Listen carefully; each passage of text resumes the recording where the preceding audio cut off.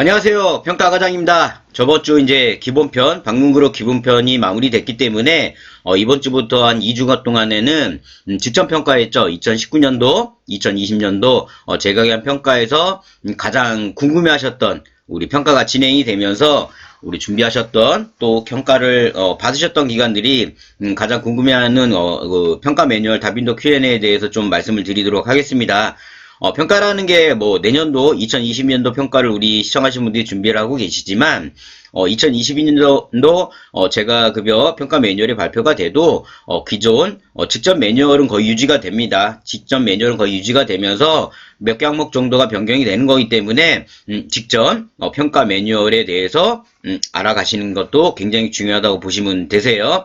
오늘 말씀드릴 내용은 2022년도 장기화 기간 재가급여 평가 매뉴얼 다빈도 Q&A라는 부분입니다. 물론 많은 분들이 아마 보셨을 수도 있고 아니면 업무가 바쁘시다 보니까 이런 자료가 있는지도 모르고 그냥 아직까지도 모르시는 분들도 있기 때문에 2주간 이런 재가급여 Q&A 부분에 대해서 이제 말씀을 좀 드리도록 하겠습니다. 오랜만에 아침에 지금 영상을 찍고 있거든요. 아침에 영상을 찍었더니 다크서클이나 엄청나게 지금 내려와 있는데 얼굴은 그냥 패스해 주시고 목소리에 집중해 주시기 바랍니다. 자, 그럼 하나하나씩 이제 말씀을 드리도록 하겠습니다. 첫 번째 이제 질이 나오는 게 뭐냐면 해당 급여 직원의 의미는 무엇인가요?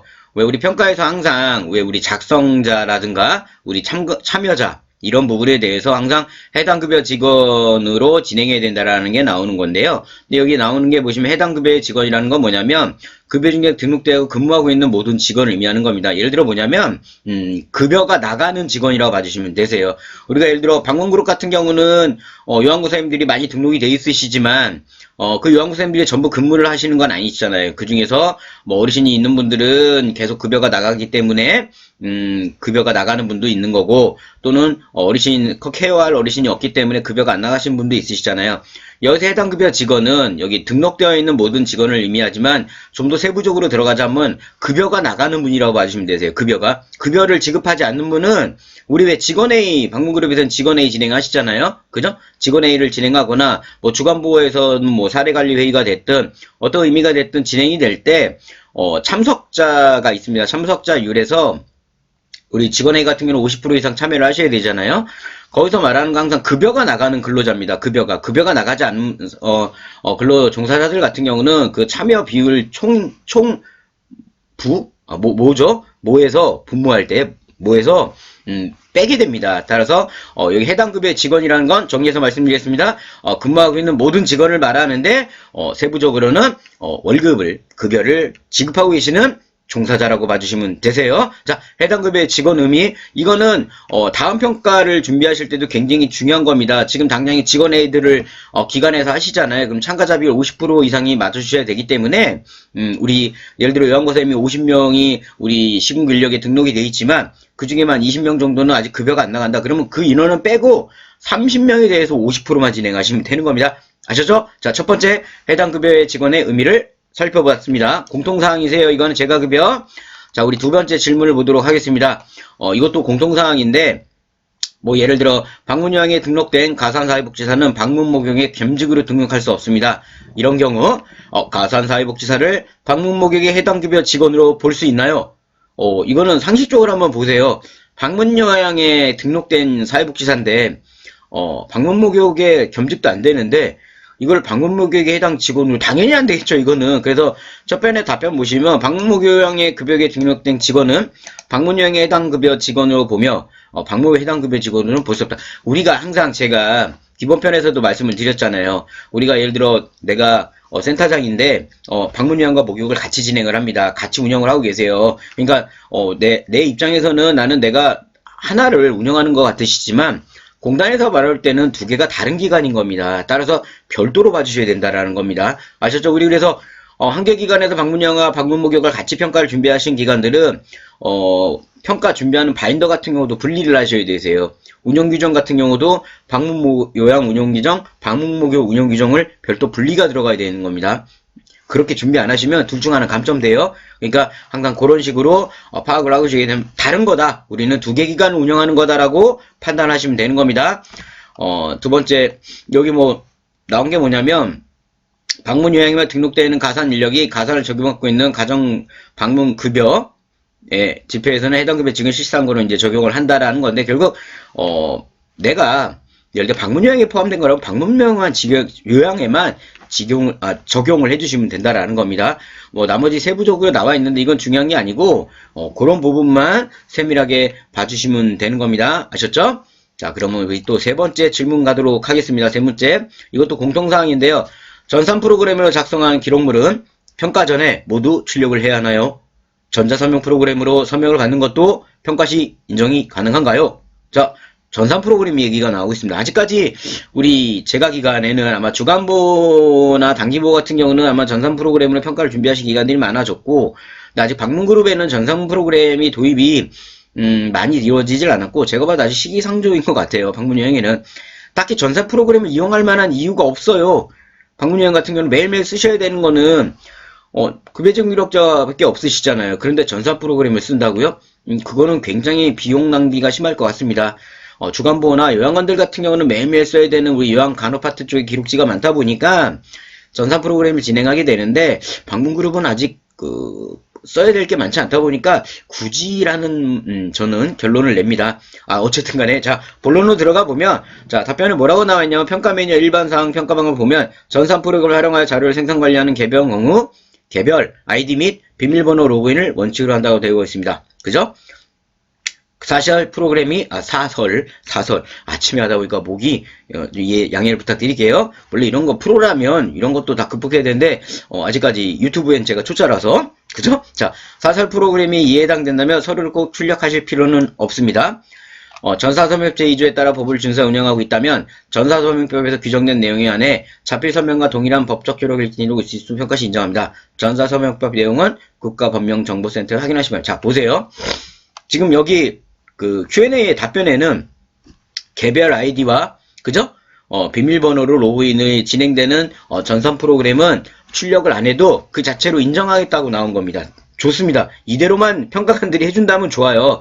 근데 왜 요양원 평가에서 요양원들이 항상 이게 평가 때마다 혼란이 가중되는 게 뭐냐면, 아까 제가 처음에 말씀드렸죠. 요양원들이 전산 프로그램을 많이 쓰고 있습니다. 근데 이게 평가 때 되면 출력을 해야 돼 말아야 돼 가지고 엄청난 혼란들이 옵니다. 이게 왜냐면 평가 이 Q&A에 요양원 평가에 뭐라고 나와 있냐면, 평가관이 필요하다면 출력해서 볼 수 있다라고 명시되어 있습니다. 이게 무슨 얘기냐면, 그러면 평가관이 출력 좀 해요. 그럼 출력을 해야 된다는 얘기예요. 그죠? 여기 분명히 개별 아이디와 개별 아이디와 비밀번호 로그인하면 출력 안 해도 된다고 해놓고, 다른 Q&A 보면 평가관이 요청할 경우에는 출력해서 볼 수 있다라고. 그럼 출력하라는 얘기인가요? 혼란이 오는 겁니다. 그리고 그 다음에 두 번째 뭐냐면, 제가 왜 방문그룹 쪽은 아직 전산 프로그램을 시기상조라고 말씀드렸던 건 뭐냐면, 개별 아이디하고 로그인을 각각 로그인해서 들어갑니다. 그럼 거기에 수정이라든가 이런 부분들 평가관들이 다 파악을 해요. 그러면 내가 정말 하루도 빠짐없이 이걸 전산에 평가에 관계된 걸 내가 모두 입력할 수 있다면 상관없습니다. 그럼 좋아요. 근데 그게 아니시라면 전산 프로그램으로다가는 지금 하고 계시는 한글로 지금 작성들 하고 계시잖아요. 뭐 수기로 하시든 그게 훨씬 낫다라는 겁니다. 이거는 요양원에서도 이 부분 가지고 머리가 되게 아파요. 지금 평가 때. 그러니까 어쨌든 이 질의에 대해서는 어쨌든 평가에서는 뭐 인정한다고 했죠. 개별 아이디와 비밀번호를 한다면. 근데 필요하다면 출력을 해야 될 수도 있습니다. 애매해요. 그죠? 그러니까 그런 부분들은 좀 감안해서 봐주시는 게 좋으세요. 자, 네 번째 질의입니다. 이것도 공통사항인데요. 표본 선정 시 평가에 현재 이용하고 있는 수급자와 근무 중인 종사자만 선정하나요? 아니면 퇴소한 수급자와 퇴사한 종사자도 표본으로 인정하나요? 자, 답변 볼까요? 평가 대상은 전수평가를 원칙으로 하고 있으며 지표별로 표본을 선정한 평가할 수 있습니다. 또한 표본으로 선정된 수급자와 직원의 평가가 어려운 경우에는 변경을 선정할 수 있으며 기준에 따라 표본을 달리 정할 수 있습니다. 즉, 지표 적용 기간 동안 퇴소한 수급자와 퇴소한 종사자는 모두 표본으로 전용. 말이 왜 이렇게 깁니까? 그냥 다 포함되는 거잖아요. 그죠? 이건 뭐냐면 저한테 항상 우리 평가 준비하세요라고 하고 제가 저희 VIP원들이나 이 기관들 저한테 전화하면 꼭 물어보는 질문이 뭐냐면 그만두신 어르신도 준비해야 되나요? 이 얘기예요. 그 다음에 그만둔 근로자들 것도 자료를 준비해야 되나요? 평가 적용 기간이 보시면 돼요. 예를 들어 평가 적용 기간이 우리가 내년에 이제 재가기간 평가가 진행되면 언제부터이신 거세요? 2019년, 2020년, 2021년, 2022년 내년에 받으신 게 이 3년치잖아요. 이 3년치에 해당되는 모든 자료는 다 평가 대상인 겁니다. 그 안에 그만두신 어르신이든 그 안에서 서비스가 이루어졌던 거잖아요. 종사자도 마찬가지세요. 그 비표 적용 기간 안에 근무했던 분들은 그 기간 안에 있는 근로자였기 때문에 당연히 평가에서 봅니다. 뭐 여기서 말을 길게 써놨는데 다 봐요. 다 봅니다. 제가 농담 삼아 되도록이면 현 수급자를 봅니다. 그러나 첫 번째 평가를 진행하는데 감점 사유가 하나도 없을 경우, 두 번째 이제 우리 센터장님이 평가 도중에 평가관을 자꾸 화를 나게 하거나 열을 받게 한다거나 이런 경우, 이거 우스갯소리예요. 이거 뭐 또 진심으로 듣지 마시고요. 명확하진 않아요. 이런 게 명확하지 않은데 이럴 때 종사자를 볼 수가 있어요. 퇴소자를. 퇴소하신 분들의 자료를 꺼낼 수가 있습니다. 왜냐하면 퇴소하신 분들 어르신 자료를 꺼내면 거기에 감점 사유들이 많아요. 왜냐하면 평가를 준비하신 기간대 대부분이 뭐냐면 현 수급자 위주로 준비들을 많이 하세요. 그러시면 안 된다는 겁니다. 저 같은 경우도 왜 저한테 VIP 평가 컨설팅 의뢰하시면 우리는 현 수급자가 30명 정도밖에 안 된다. 그럼 30명으로 우리를 해달라고 하시는데요. 그럼 저희가 반문합니다. 현 수급자가 30명이지만 지난 3년 동안 그만두신 어르신들까지 합치면 60명, 80명 되지 않으세요? 그죠? 맞잖아요. 그러니까 근데 평가에서는 그런 분들 다 준비한다라는 겁니다. 아시죠? 자, 네 번째 질의에 대한 정답은 뭐다? 집회 적용 기간 안에 해당됐던 모든 사항들은 그분이 그만뒀든 아니든 모두 다 평가에서 확인을 한다라는 겁니다. 아셨죠? 자, 네 번째 질의 좀 봤습니다. 이런 거 질의가 평가 때 매뉴얼과 이런 Q&A 부분의 내용들이 조금 다른 부분도 있으세요. 그래서 이 Q&A 부분이 좀 더 상세하게 궁금증을 풀어주는 겁니다. 그래서 이런 부분들 하나씩 봐주시면 좋으세요. 자, 공통사항에 대해서 이제 이 공통사항 질의란 건 뭐냐, 우리 재가기간 안에 있는 5개 기간에 대해서 방문형, 방문목욕, 방문간호, 주야간, 단기보호에 대해서는 공통적으로 적용된다라는 거라고 이해해 주시면 되세요. 아셨죠? 자, 이제 운영규정에 대한 질의가 나옵니다. 보시는 것처럼 여기 운영규정 지침 보이시죠? 운영에 대한 질문이고, 요는 방문요양, 목은 방문간호, 방문목욕, 가는 방문간호, 주야간보호, 단기보호, 자, 복지용구까지 포함되는 겁니다. 자, 운영규정이 변경되지 않았습니다. 그런데 매년마다 모두 출력해서 비치해야 되나요? 자, 어떠세요? 어떠세요? 운영규정이 변경되지 않았는데 그런데도 매년 모두 출력해야 될까요? 자, 답변에 뭐라고 나왔나요? 현장평가 시 집회 적용 기간 내 적용 있는 유효한 운영규정인지 확인하고 있습니다. 개정된 내용이 없는 경우라면 연도별 운영에 별도로 비치하지 않아도 됩니다. 자, Q&A는 이렇게 나왔죠. 그럼 제가 질문 드려볼게요. 자, 시청하신 분들은 운영규정이 매년 바뀐 적이 없으세요? 바뀐 게 하나도 없으세요? 우리는 운영규정이 2020년 거나 2021년 거나 올해 거나 작년 거나 운영규정이 똑같으세요? 자, 생각해보세요. 정답은 하나, 둘, 셋. 아니죠. 아니죠. 왜 아니세요? 하나가 바뀌셨죠? 운영규정 안에. 운영규정 안에는 어르신에 대한 월급여 미용 및 비급여 항목에 대한 거를 기록하게 되어 있습니다. 그죠? 근데 우리 기관들 매년 뭐가 바뀌세요? 수가가 바뀌시죠? 그러면 급여 비용 내용이 바뀌셨죠? 그럼 운영규정도 바뀐 겁니다. 이해되시나요? 안 바뀐 적은 단 한 번도 없어요. 반드시 아셔요. 제가 왜 저희 컨설팅 해드리는 기관들 운영규정을 3년치를 다 출력했고잖아요. 왜냐면 바뀌었잖아요. 급여 비용이. 수가가 바뀌었잖아요. 그죠? 매뉴얼 Q&A는 바뀌지 않았다면 안 하셔도 됩니다. 라고 하지만 잘 깊게 생각해 보세요. 바뀐 게 있다 없다? 있죠? 급여 항목 그 수가가 바뀌었어요. 그러다 보니까 매년 거를 다 출력하셔야 되는 겁니다. 제가 이렇게 Q&A 읽을 때 단순하게 Q&A만 읽어드리는 게 아니에요.